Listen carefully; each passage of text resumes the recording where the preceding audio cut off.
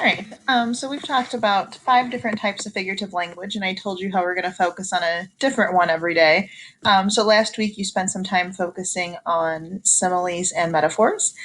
Today we're going to focus on personification. Remember the other 5 figurative language techniques that we have talked about or will talk about are similes and metaphors.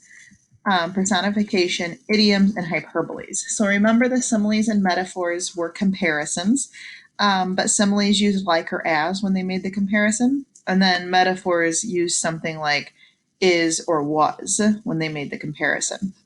Personification is what we will talk about today, like I said, and that is when you give human traits to an object that is not a human. Okay. Idioms are the well-known phrases that we'll talk about later this week, and hyperboles are exaggerations. So, like I said, personification, giving characteristics of a human to an object. Another word that you will see that goes along with personification is the word personify. It means the same thing, except personify is the verb. So, like if you see in your assignment, you will see in your assignment later today, how does the author personify the tree? It just means how does the author use personification on the tree. Okay, it means the same thing. It's just a verb of personification. So that's another word that you may see today that is different.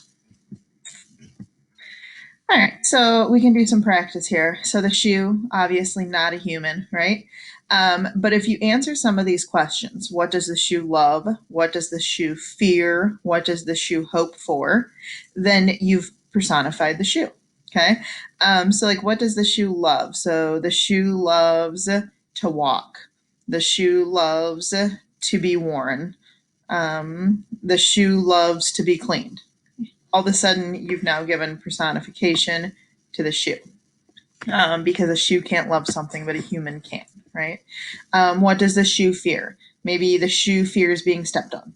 Now it's personified. What does the shoe hope for? The shoe hopes to never lose its mate.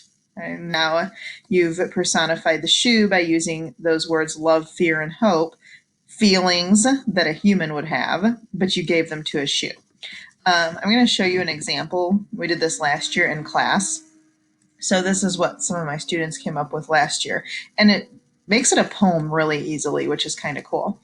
So like last year we said the shoe loves feet. The shoe loves to be clean. The shoe loves to be worn. The shoe loves its mate. And then we came up with a second stanza.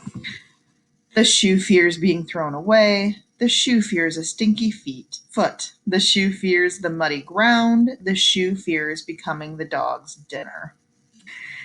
The shoe hopes to be bought. The shoe hopes for a nice owner. Okay, so you notice that it almost turns it into a poem pretty easily. So if you think that you're bad at poetry, maybe that's something to try, because that's not too difficult at all. Lots of these figurative language techniques are used in poetry. You probably noticed that on Friday when you did the the village blacksmith poem. And we'll work some more with poetry later this week or the beginning of next, where you'll see lots of figurative language. So, a few things to remember. Personification is giving traits of a human to an object that is not human. We did our example with the shoe. Okay. And remember, it's figurative language, so it should not be taken literally. It should not be taken word for word. The shoe does not love its mate, okay? The shoe does not actually fear a stinky foot, so it should not be taken literally because it's figurative language. So you guys are going to go back on YouTube, and you're going to watch, there's a link in the Google slideshow for you, but you're going to watch the Giving Tree. And you're going to be thinking about what's personified in the Giving Tree and how that kind of changes the author's writing, and answer some questions on the Google form. Okay? Have a great day. Bye.